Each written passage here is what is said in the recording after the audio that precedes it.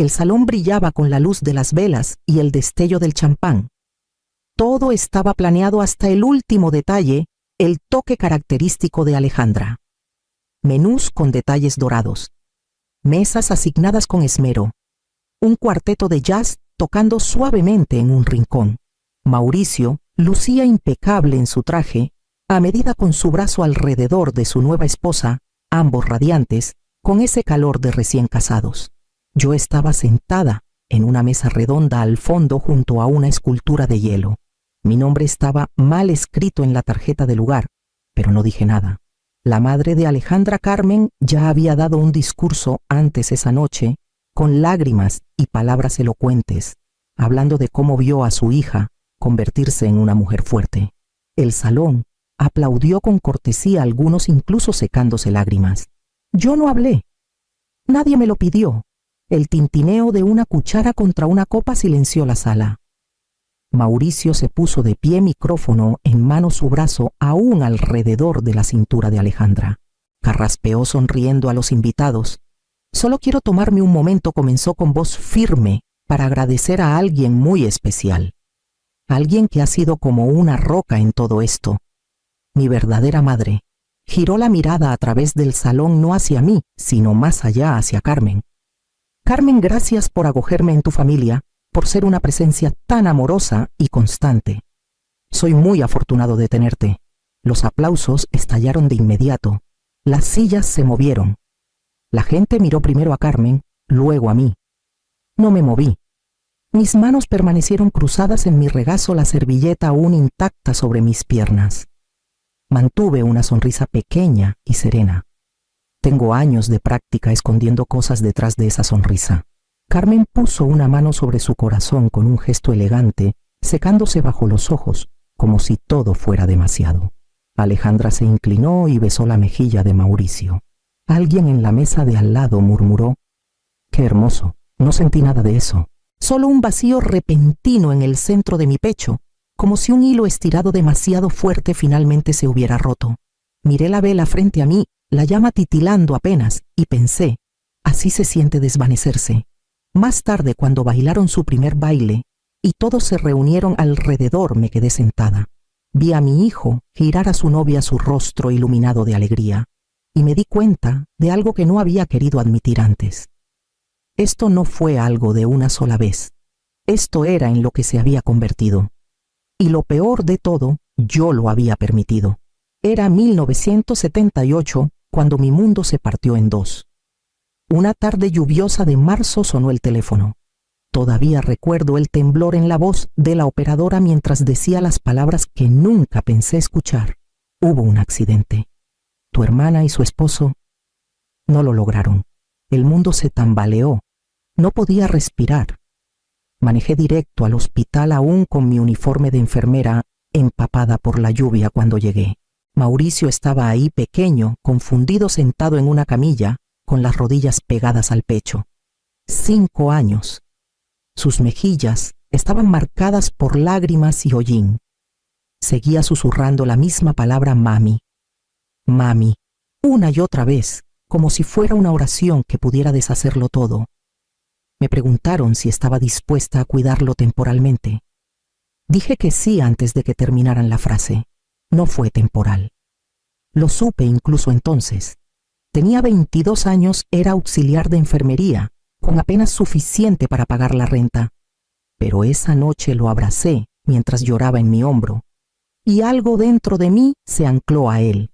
Me convertí en su hogar aunque ninguno de los dos supiera cómo decirlo. Criar a Mauricio nunca fue fácil. Trabajaba turnos dobles en el Hospital San José y los fines de semana hacía extras en un asilo. Dejé de salir con hombres por completo. Ninguno quería lidiar con una mujer que olía a antiséptico y venía con un niño en luto. Dejé mi cabello encanecer antes de tiempo. Nunca tuve tiempo ni dinero para salones de belleza, vacaciones o un día libre de verdad. Pero lo intenté. Dios, cómo lo intenté. Por cada juguete que no podía comprar creaba algo. Castillos de cartón, dioramas pintados en cajas de zapatos. Una vez pasé 3 noches cosiendo una capa improvisada de Batman con batas viejas para su 6º cumpleaños. No podía darle mucho, pero le di recuerdos. Nunca me llamó mamá, me decía tía Clara. Me dije que estaba bien, estaba en duelo. No quería forzarle el título, pero cuando cumplió 18 lo senté y le conté la verdad, que no era mío por sangre, que lo adopté después del accidente. Apenas levantó la vista de su cereal. Lo imaginé, dijo. No eres realmente mi mamá. Asentí lentamente, escondiendo cómo temblaban mis manos bajo la mesa. Solo pensé que merecías saberlo oficialmente. Se encogió de hombros. Gracias, supongo. Luego se levantó y dejó su tazón en el fregadero. Me dije que no significaba nada, que era solo su edad, su humor, la incomodidad. Pero esa frase se clavó en mí como una piedra. No eres realmente mi mamá. Lo había abrazado durante terrores nocturnos. Guardé cada boleta de calificaciones. Cuidé cada fiebre. Pero no era realmente nada. Aún así me quedé. Seguí dando. Lo vi crecer en un joven apuesto y astuto, un niño que una vez se acurrucó en mi regazo, ahora más alto que yo. Nunca dejé de ser su madre. Incluso cuando empezó a alejarse. Incluso cuando alguien más comenzó a ocupar el lugar que yo solía tener. Alejandra entró en la vida de Mauricio como una ráfaga de aire frío, suave, afilada y calculadora. Era todo lo que él nunca había salido antes. Pulida, ambiciosa, impecablemente vestida incluso en reuniones casuales. Sonreía mucho, pero sus ojos siempre pasaban de largo. La primera vez que la conocí, Mauricio la trajo a casa para una cena rápida. Preparé su favorito pastel de pollo casero, como siempre lo hacía desde que era pequeño. Apenas tocó su plato. Dijo que no comía gluten. Luego, pasó el resto de la comida hablando de su última presentación para un desarrollador de bienes raíces de lujo. Mauricio solo escuchaba y asentía, comiendo como si no hubiera probado comida casera en meses. Tal vez no lo había hecho. Cuando se fueron esa noche, ella me dio un abrazo rígido que apenas rozó mi hombro. Muchas gracias, Clara, dijo con voz cortante y distante. No gracias, señora Morales, ni siquiera estuvo rico. Solo un gracias como el que le das a un desconocido que te pasa un recibo. Aún así, me dije que se iría ablandando, que solo estaba adaptándose, pero nunca lo hizo. Mientras más tiempo estaban juntos, menos supe de Mauricio. Las llamadas semanales se volvieron quincenales, luego una vez al mes. Luego, solo cuando necesitaba algo, su acta de nacimiento, una receta, papeles de impuestos. Sus mensajes eran breves, escritos como una obligación. Ya no preguntaba cómo estaba. Oía de pasada sobre Carmen, la madre de Alejandra. Ella organizaba desayunos de compromiso, ayudaba a planear viajes, elegía muebles para su departamento. Nunca me invitaron a esos eventos. Ni una sola vez. Cuando anunciaron el compromiso, no fue Mauricio quien me lo dijo. Fue una publicación en redes sociales en la que Alejandra me etiquetó después de que ya estaba arriba. Comenté con un corazón. Nadie respondió. Una semana después, me encontré con una vecina en el mercado. Me felicitó por la boda de Mauricio y preguntó si había ido al bridal shower. Reí suavemente, fingiendo que solo me lo había perdido. La verdad era que ni siquiera sabía qué había ocurrido. Fue sutil la forma en que la familia de Alejandra me fue dejando fuera. Una invitación olvidada, una foto grupal en la que no estaba, un correo sobre el menú que nunca me incluyó, y Mauricio, él lo permitió. No solo lo permitió, se adaptó a ello. Un día me encontré sentada al borde de mi cama, sosteniendo un dibujo de la infancia de Mauricio en mi regazo. Éramos nosotros, él tomándome de la mano bajo un sol con una sonrisa torcida. Lo había firmado yo y mamá. Ese fue el año en que dejó de llamarme tía Clara. Había pasado tantos años temiendo no ser suficiente para él. Ahora me di cuenta de que me había vuelto invisible por completo. Pero cuando llegó a mi puerta pidiendo dinero, no solo me lo pedía a mí. Era todo lo que me quedaba. Era un miércoles por la tarde cuando Mauricio apareció sin avisar. Estaba doblando ropa con el zumbido de la secadora llenando el silencio. Abrí la puerta con una sonrisa cautelosa, sorprendida pero esperanzada. Habían pasado semanas desde la última vez que lo vi. No me abrazó. Solo entró, miró alrededor como si no hubiera estado allí 1000 veces antes y se sentó en el sofá que compré cuando aún estaba en la secundaria. No perdió el tiempo. Alejandra y yo hemos estado buscando lugares para la boda. Comenzó con los ojos recorriendo la sala pero sin posarse en los míos. Encontramos un lugar que nos encanta, pero está un poco fuera del presupuesto. No dije nada, solo asentí para que continuara. Mi corazón ya se estaba apretando. Carmen ya aportó, siguió, pero necesitamos más. El lugar que queremos es especial. Tiene una vista al centro desde la azotea muy moderno. Es perfecto para las fotos.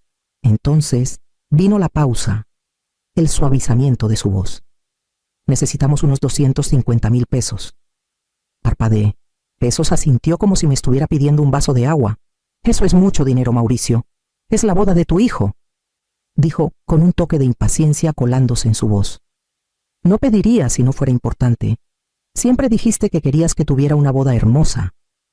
Me senté frente a él. Ese es mi fondo de emergencia.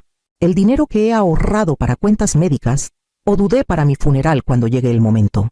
Se recostó cruzando los brazos. Si de verdad me quieres, no harás de esto un tema de dinero. Lo miré, mi hijo, el niño al que arrullé durante fiebres, el adolescente al que esperé despierta tras los bailes escolares, el hombre que ahora apenas reconocía. Tragué duro y asentí. Dame un día, dije. Iré al banco. Se levantó sin sonreír. Gracias, mamá. Alejandra estará aliviada. Ya reservamos la fecha. No preguntó cómo conseguiría el dinero. No preguntó si estaría bien después. Se fue con un rápido y distraído hablamos pronto. Al día siguiente en el banco, retiré cada peso de mi cuenta de ahorros. La cajera me miró raro. Firmé los papeles con manos firmes, pero algo dentro de mí temblaba. De vuelta en casa escribí el cheque, lo sellé en un sobre y esperé a que Mauricio pasara. No lo hizo. Alejandra lo recogió de mi porche sin tocar. No hubo llamada de agradecimiento, ni mensaje, ni reconocimiento. Pasaron las semanas. Apenas me mencionaban en las llamadas de planeación. Alejandra envió un correo pidiéndome que usara algo neutro para no desentonar con la decoración. Respondí con un por supuesto. No hubo respuesta. La boda avanzaba y yo aparentemente debía permanecer en segundo plano. Aún así llegué temprano. Vestí de coral, ni muy brillante ni muy pálido. Sonreí cuando tomaron fotos sin mí. Y cuando Mauricio se levantó para dar su discurso, crucé las manos en mi regazo y escuché. El vestido fue lo único que compré solo para mí, coral. Suave pero no apagado. No beige, no tímido. Era el único color que siempre amé, pero rara vez me atreví a usar. Demasiado brillante, demasiado llamativo, demasiado visible. Pero esta vez no pedí permiso. La vendedora dijo que le daba calidez a mi piel. Le creí. Lo mandé a ajustar ligeramente, pagué extra por un forro adecuado. Me ondulé el cabello. Esa mañana usé el perfume que guardaba para la iglesia. Incluso saqué los aretes de perlas que Mauricio me dio cuando se graduó de la universidad, cuando aún sentía que era alguien digno de celebrar. Cuando llegué al lugar, nadie me recibió. La organizadora apenas miró la lista antes de señalarme mi mesa, mesa 17. En la esquina trasera, cerca de la entrada de los meseros. Me senté sola. Estaban tomando fotos en el jardín. Vi a Carmen parada con Alejandra y Mauricio frente a un arco floral. Su mano descansaba orgullosa en el hombro de Mauricio. Esperé a que alguien me llamara. Nadie lo hizo. Más tarde, cuando los invitados comenzaron a llegar, Alejandra pasó por mi mesa. Me dio una mirada rápida y una sonrisa tensa. «Un poco arriesgado, ¿no crees?», dijo señalando mi vestido. Abrí la boca para responder, pero ya se estaba yendo. Doblé la servilleta en mi regazo, alisé la tela de mi falda y me recordé sonreír. Era la única forma que conocía para sobrevivir momentos como estos, fingiendo que eran más pequeños de lo que se sentían. La ceremonia fue hermosa. Los votos, la música, la iluminación, todo coreografiado como una página de revista. Mauricio lucía guapo, adulto, no mío. En la recepción me quedé en mi asiento asignado mientras el resto de la familia posaba para fotos y brindaba con champán. Carmen iba de mesa en mesa, radiante en un vestido azul marino hasta el suelo. Alejandra estaba resplandeciente. Mauricio sonreía a todos, pero ni una vez miró hacia mí. Luego vinieron los brindis. Carmen habló primero. Elogió la bondad, la gracia, la ambición de su hija. Agradeció a Mauricio por unirse a su familia. Los aplausos fueron cálidos. Luego Mauricio se levantó. Sostuvo el micrófono como si fuera algo sagrado. Sonrió al salón y dijo: «Quiero agradecer a alguien que ha significado el mundo para mí, alguien que ha sido como una roca en todo este proceso, mi verdadera madre». Se giró hacia Carmen. «Gracias por acogerme en tu familia. Te quiero». Los aplausos fueron más fuertes esta vez. Los invitados me miraron luego, apartaron la vista rápidamente. Algunos parecían confundidos. Otros solo asintieron aplaudiendo cortésmente. Me quedé sentada con las manos cruzadas, el vestido brillando como una herida abierta. Sonreí. Eso es lo que más recuerdo. Sonreí como si no significara nada. Pero dentro de mí algo se rompió. Silenciosamente, permanentemente, y mientras veía a las personas que había pagado para celebrar, supe que algo tenía que cambiar. Llegué a casa de la boda un poco después de la medianoche. No encendí el televisor ni me quité los zapatos. Solo me senté al borde de la cama, mirando el vestido coral arrugado en mis rodillas, como una pregunta que ya no quería responder. El departamento estaba en calma, cada sombra demasiado familiar. Mis ojos vagaron hacia la estantería llena de álbumes de fotos que nadie pedía ver, y luego al closet del pasillo donde guardaba la caja. Hacía años que no la abría, tal vez una década, pero sabía exactamente dónde estaba la llave. Pegada bajo el cajón de mi cómoda, había un sobre etiquetado «Solo emergencias». Dentro la llave encajó perfectamente en el candado de metal viejo. Saqué la caja de debajo de mis abrigos de invierno y la llevé a la mesa. Adentro había registros, inversiones, ahorros, escrituras, documentos. Pilas de estados de cuenta con mis notas garabateadas en los márgenes. Certificados de depósito que había renovado silenciosamente durante años. El terreno cerca de Valle de Bravo, que mi padre compró en los 60, ahora valía 10 veces lo que pagó. Mi padre siempre creyó en prepararse para lo peor sin mostrarlo. La riqueza más ruidosa suele ser la más débil, me dijo una vez. Quédate callada, quédate lista, su método. Contuve el aliento.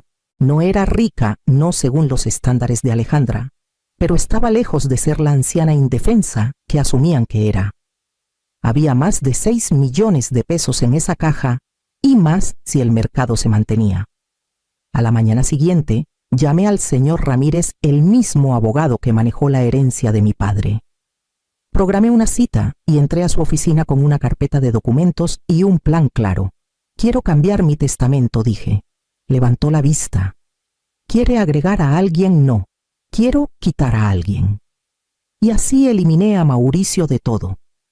Cada cuenta, cada escritura, cada peso. En su lugar creé una fundación pequeña, pero significativa para mujeres como yo, madres adoptivas solteras que criaron hijos sin ayuda, sin aplausos, sin agradecimientos. El señor Ramírez no hizo preguntas. Solo asintió e hizo que fuera legal. Al salir de su oficina, el sol golpeó mi rostro de una manera que me hizo detenerme en la banqueta. Por un breve segundo no me sentí olvidada. Me sentí vista, pero no por alguien más, solo por mí. Y esa fue la primera vez en años que me di cuenta de cuánto me quedaba por reclamar. El penthouse tenía ventanas de piso a techo y un silencio que se sentía ganado. Me mudé 2 semanas después de finalizar los papeles de la fundación, sin anuncio, sin dirección reenviada.